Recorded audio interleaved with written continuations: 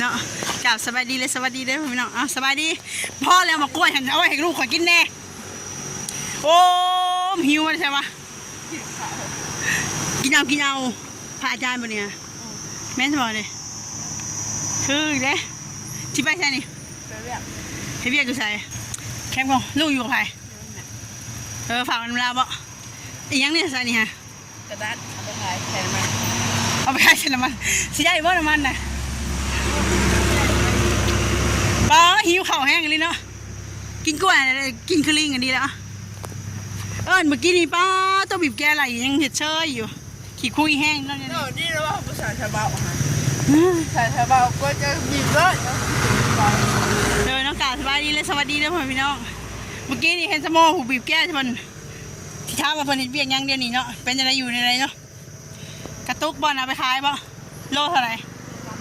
โล2,000ป้าหิวข้าวแห้งนี่เอามากล้วยไปเสี่ยงเลยลูก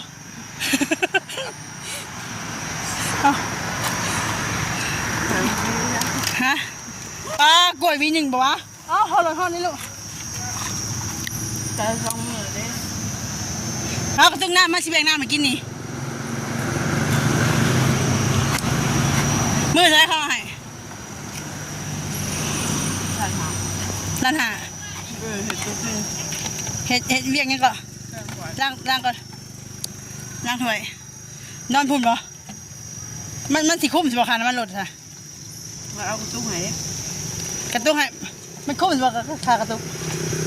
เอาไปขึ้นมาแล้วเร็วๆมากันฮะเราเก็บมาเลยข้าวเวียกจังโมงใส่ส่งตัวเดียวบ่นะยังมั่นใจแห้งนี่เนาะใน3 ตัวยังบ่มั่นใจเลย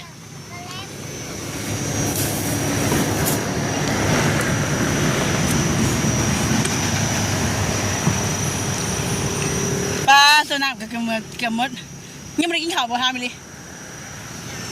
เขาโทรมาเขาบอกให้ไปสิไปเวียกแล้วเอาไปสิไปโอ้ยมาคล้องกันน้ำข่อยแห้งคาแล้วฮะแล้วเผื่อเอาแล้วมีจะส่งตัวบางไงเลยเอาเลยนุ่งมาได้เจ้านุ่งมาได้มึงนุ่งได้แสดงว่าเครื่องอันท้ายแป๊กแสดงว่าเอาไปแล้วมันบ่เขาบริเวณกับเครื่องไม่ได้ใส่เครื่องเต็มท้องยังเลยเครื่องในเดียวแล้วอย่ามาคือเอาไปใส่กระทะก้อนเนี่ยเขาบริเวณกับเครื่องเอาเครื่องนุ่งได้ใช่เครื่องชามีฝนเอาไปซื้อหรือว่าเจ้าหุ่นใส่ฝนป่ะเอาไปให้เบียร์ไปเอาไปปิ้งโอ้ยจากเอาไปมดเลยมะม่วงกะมะกล้วยกับมียังกับมด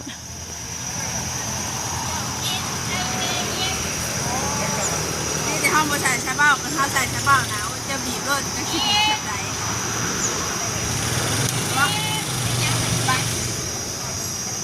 นะบายสบายดีลืมนึกว่าเล็กน้อยเอาสบายดีน้ำแค่นมากล้วยใต้เลยเพื่อจะไปเบี้ยวหน่อยปุ้ยเนาะอุตส่าห์ขี่รถถึงก้อนจะอยากตายบีบแก้กบอกอะไรนี่โอ้ยโมยาได้ลูกบริบกะจากสบายดีและสวัสดีอีกครั้งเด้อเพื่อนพี่น้อง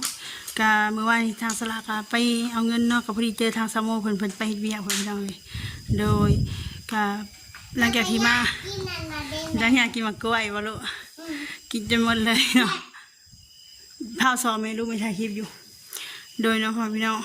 การทางสลากก็ต้องขอบคุณทางเมย์หลายๆเด้อที่เมตตาเนาะเมนูคำสิทธิพรเนาะสื่อเพิ่นโดยเดี๋ยวมันได้ซอยเขามากอะจำนวนเงินกะ100เนาะพ่อพี่น้อง100 ดอลลาร์อะขอบคุณหลายๆเด้อแม่เด้อที่ว่าเมตตาทางครอบครัวสลากเนาะกับโดยเนาะกะพอดีเมื่อวานนี่กับบรรทายคลิปนะพ่อพี่น้องเพราะว่าผู้เดียวแหละผู้เล่นพี่จะเป็นลมพ่อพี่น้องจักสิแลนไปแป้งรถจักสิแลนมาเห็ดอันน่ะให้น้องทงเนาะแล้วก็แลนไปหับลูกอีกเพราะว่าหานปิดเป็นบอลูสบายดีเป็นอะไรเป็นกระปิดลูก เพิ่นปิดหารูปมันร้านมันบ่สบายบ่ จะไปดิ เลยก็เลยไปเล่นไปหาเพิ่นก็คนเครื่องมาเนาะเพิ่นว่าปิดประมาณอาทิตย์2อาทิตย์นี่แหละเงินก็ยังบ่ทันได้ เพิ่นให้ยังกุมใส่ชุดโดยกับพอดีแล้วก็พาแม่ไปเอ็กโกเนาะเราเจ็บท้องเพราะว่าเราล้มพ่อพี่น้องเอ้ยโดยเนาะเพิ่นล้มแล้วก็บัดนี้ไปเอ็กโกเบิ่งก็ท่านหมอเพิ่นก็บอกว่าต้องรักษาในท้องเราหั่นแหละเราเป็นอัน เก็บหัวมือนะ เหี่ยวอย่างกับท่อปัสสาวะอักเสบแล้วก็มดลูกอักเสบเนาะโดยแบบว่าเป็นเกี่ยวแก่ในท้องเราหั่นแหละพ่อพี่น้องเอ้ยก็ค่ารักษาก็มื้อ1 ต่อ 2,500,000พ่อพี่น้องเอ้ยเราก็เลยว่ายาและไปหาซื้อยามาปัวแบบว่ามันจังถึกแน่เนาะโดยคันบ่ได้เงินแม่เพิ่นซอยเข้ามากะก็บ่ฮู้ว่า สิเป็นได้เนาะเพราะว่าจักสิทางสลายเองเนี่ยทั้งแม่เนาะแม่กับเพิ่นผัดเฒ่าแล้วมือแข้งขาก่อนแห้งว่าซั่นซะโดยกับพอดีแม่เพิ่นจะโทรเข้ามาสลากกับขอโทษขออภัยได้ไหมเด้อที่บ่ได้รับเนาะโทรศัพท์สลากมันมืดแบตบ่มีสัญญาณพร้อมเพื่อสิหาสัญญาณได้ป้าดสุดทรมานเลยพี่น้องบางทีก็จะอยากห้องเลือกสัญญาณนี่แหละลงคลิปแต่ละเทื่อกันยากว่าคิดว่าตัวเองเลือกหน่วยดีแล้วก็ยังสัญญาณบัดแห้งนักกว่าเก่าอีก โดยและการตอนนี้สลากกับที่เอากระไดไปคืนเขาเนาะเพราะว่าเอากระไดมาในหลังคามือวานซื้อนี่แล้วก็สีเอาไปคืนเพิ่นแบบนี้ก็โดย เครื่องแต่งหน้าจะ ใส่เสื้อ ไอ้เจ้าตะกี้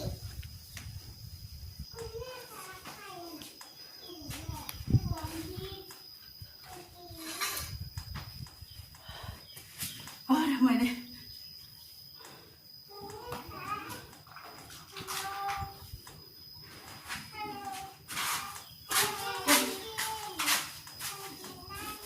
โอ้ย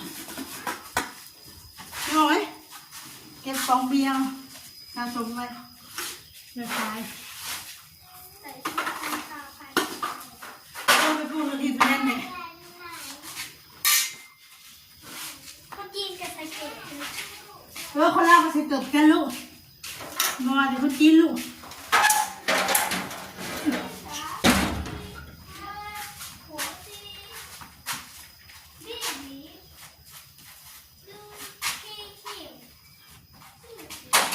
โอ้ยนักแล้วลูก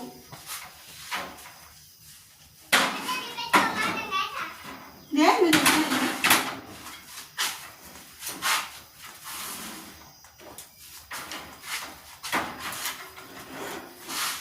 เมื่อไรแบกมา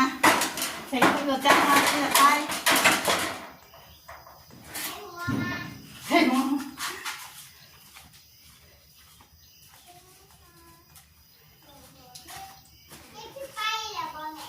โดยไปเลยเดี๋ยวไปเวียนทางอื่นนั่ง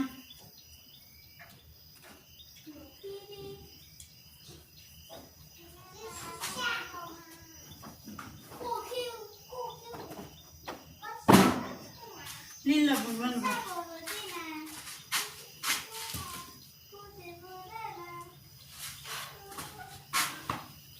โอ้ยคันดิ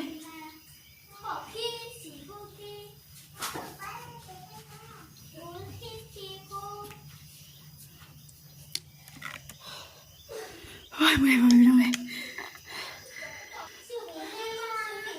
มือหนาใส่จับมาแบกมาโอ้จะบอกเงาก็ได้กับภาษาอังกฤษเห็ดแท้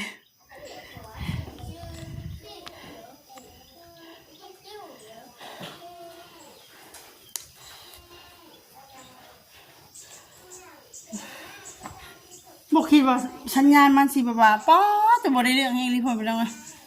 เพื่อที่แบบว่าเวลาคนเสร็จมาคือกันเพื่อที่เห็นนี่ป้าต่อจนเป็น2-3 ชั่วโมงจนในลิเซนไปเครื่องใหม่จะได้เห็นอีกจะได้เห็นแบบมีคอนเซ็ปต์เขานั่นนี่โดย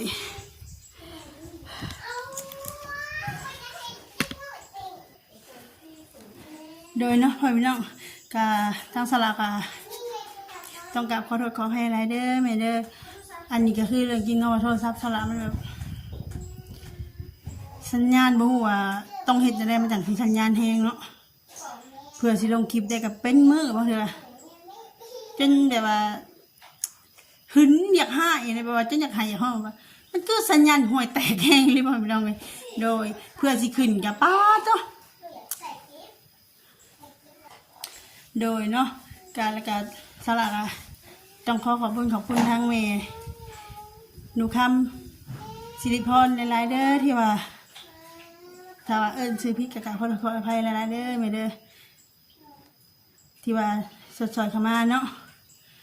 หายสละได้ซื้อยาแล้วก็ได้ใส่นี้โดยก็ขอให้แม่อยู่ที่มีแห้งสุขภาพเข้มแข็งอายุมันคนยืน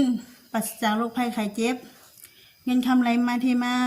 แม่ซอยมาสำเร็จก็ขอให้ขึ้นกามหาแม่100 เท่าพันเท่าเด้อสาธุบ่ว่าสิขึ้นเหนือลงใต้เดินทางไปไสมาไสก็ขอให้ตลอดปลอดภัยไปบ่อยค่ามาบ่อยของเนาะโดยก็ขอให้เงินคำไหลมาเทมาแบบคือสายทานน้ำนี่ที่ว่าเพิ่นได้สดๆเข้ามาเนาะ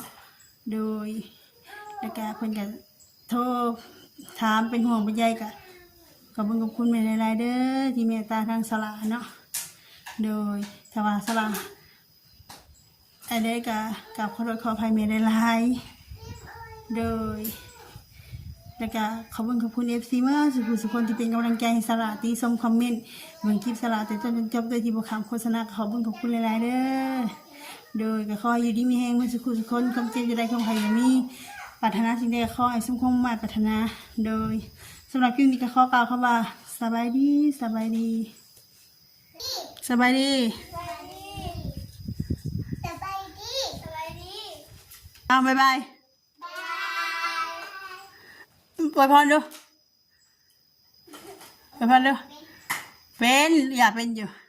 บ่เป็น เป็น บ่เป็นให้อยู่ดีมีแห้งกันเจอจะได้ความไก่จะมีสิ่งยังทำยังก็ยังก็ ประสบผลสำเร็จ เสื้อผ้าเสื้อเสด็จนาทีกันยังกันยินด้วยสาธุ เออ